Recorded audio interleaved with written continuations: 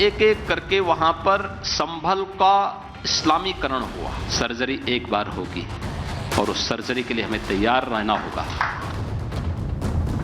47 साल बाद संभल हिंसा का काला सच सामने आने वाला है। संभल के मुजरिमों का अब योगी राज में हिसाब होने वाला है।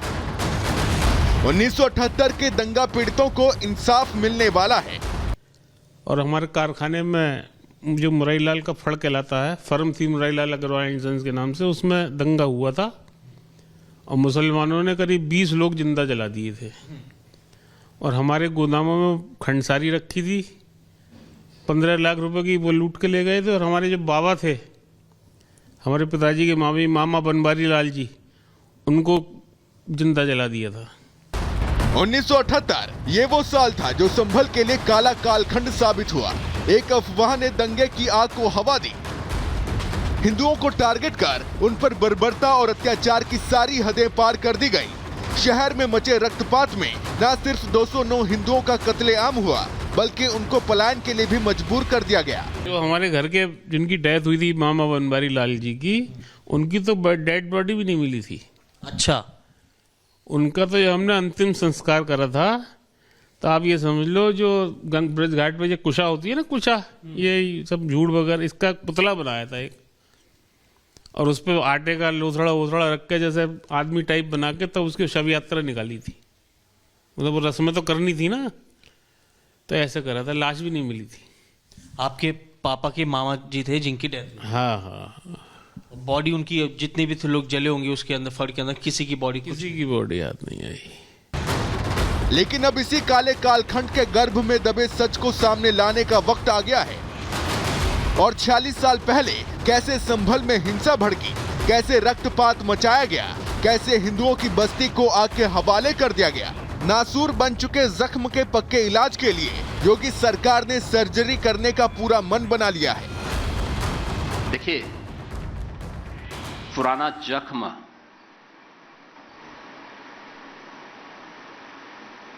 का उपचार होना बहुत आवश्यक है, नहीं तो कैंसर हो जाता हो। उसका समाधान होना बहुत आवश्यक है, क्योंकि ये उपचार की प्रक्रिया के साथ, अन्यथा कितनी भी कीमोथेरेपी और रेडियोथेरेपी आप देते रहेंगे, उसका समाधान नहीं होने वाला है। सर्जरी एक बार होगी और उस सर्जरी के लिए हमें तैयार रहना होगा। रिपब्लिक के मंच से यूपी के सीएम योगी आदित्यनाथ ने सिर्फ हुंकार भरी और 1978 में संभल में हुई हिंसा की जांच के लिए सर्जरी शुरू कर दी। फिर से 46 साल पहले बंद हो चुकी क्राइम फाइल्स को खोलने के आदेश दे दिए हैं। संभल के 1978 दंगों की जांच के आदेश दिए गए हैं। पुलिस और प्रशासन के अधिकारी मामले की जांच करेंगे, जिसकी रिपोर्ट एक हफ्ते में सौंपने का आदेश दिया गया है। एमएलसी श्रीचंद शर्मा ने उप सचिव गृह और पुलिस अधीक्षक को पत्र लिखकर मामले की जांच की मांग की है। 209 हिंदुओं की हत्या हुई। 1976 में 8 हिंदू निर्मम रूप से मारे गए और 1978 में 184 हिंदुओं की सामूहिक हत्या हुई। एक भी दरिंदे के खिलाफ कार्रवाई नहीं हुई, एक को भी कार्रवाई, एक के खिलाफ भी कार्रवाई नहीं हुई।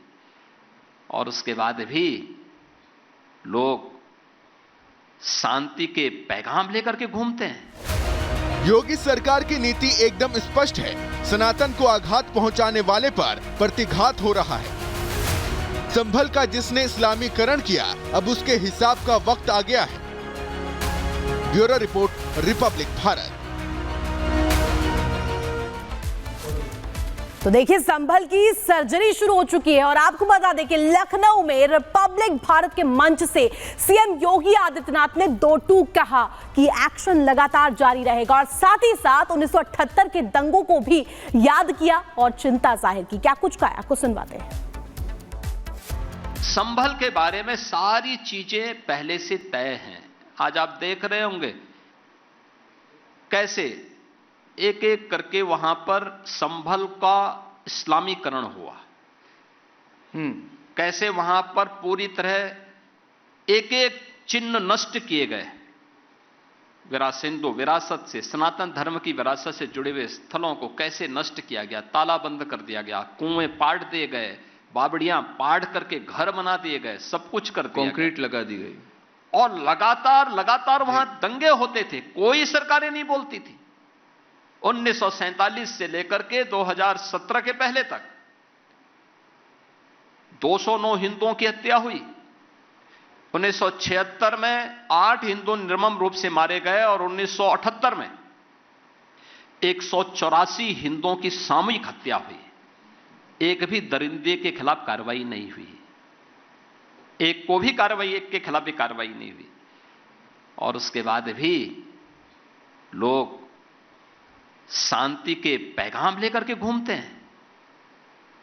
यानी गरीबों के घर उजाड़ोगे, हिंदू बेटी और हिंदू बहनों की सुरक्षा में सेंध लगाओगे और तब भी शांति का पैगाम लेके घूम रहे हो।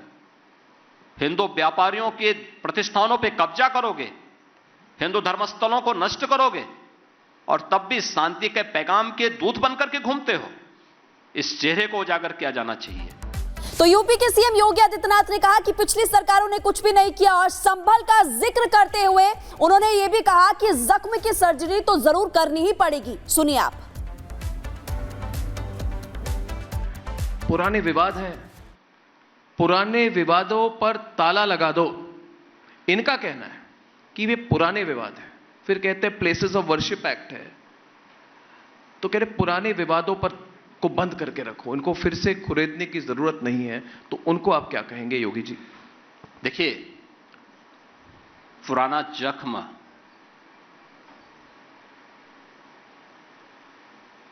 का उपचार होना बहुत आवश्यक है, नहीं तो कैंसर हो जाता हो। उसका समाधान होना बहुत आवश्यक है, क्योंकि ये उपचार की प्रक्रिया के साथ अन्यथा कितनी भी कीमोथेरेपी और रेडियोथेरेपी आप देते रहेंगे, उसका समाधान नहीं होने वाला है। सर्जरी एक बार होगी और उस सर्जरी के लिए हमें तैयार रहना होगा। सर्जरी थोड़ा कितना भी बड़ा क्यों ना हो, अगर एक बार कायदे से सर्जरी हो जाएगी तो नए सिरे से फिर वह आगे बढ़ेगा। और मुझे लगता है कि इस प्रकार के विवादों का समाधान का रास्ता हमें आगे बढ़ाना।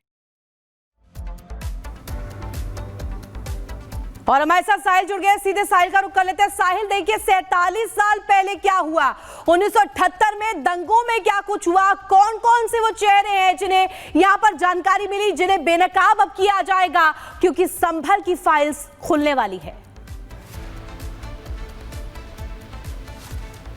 हाँ जी बिल्कुल। अब कहीं ना कहीं 1978 में जो दंगे हुए थे उन दंगों को फाइल के रीओपन की जो एक रिपोर्ट है वो सबमिट करानी है 1 हफ्ते के अंदर। जो पत्र है वो दिया गया। तो इस मामले में जैसे ही ये अब जो प्रक्रिया है लीगली तौर पे वो आगे प्रोसेस में आएगी, तो उसके बाद इस फाइल को रीओपन किया जा सकता है आने वाले समय में। और उसके बाद ये देखना होगा कि आखिर पुलिस की इन्वेस्टिगेशन जो है वो कहाँ से शुरू होती है, क्या सीक्वेंस रहता है, क्योंकि 1978 में काफ़ी ज़्यादा हिंसा भड़की थी संभल में और लंबे समय तक जो था संभल जिला में कर्फ्यू भी लगा हुआ था। और कहने के जो उस हिंसा के जो दोषी थे जो अभी तक बचे हुए हैं या कहा जाए फरार चल रहे हैं, उन पे कहीं ना कहीं कानूनी कार्रवाई हो सकती है। लेकिन उससे पहले जो प्रोसेस है वो देखने वाली बात होगी। आखिर जो पत्र भेजा गया है स्थानीय डीएम को, उसके अकॉर्डिंग क्या प्रोसेस रहता है, क्या प्रोसीजर रहता है और उसके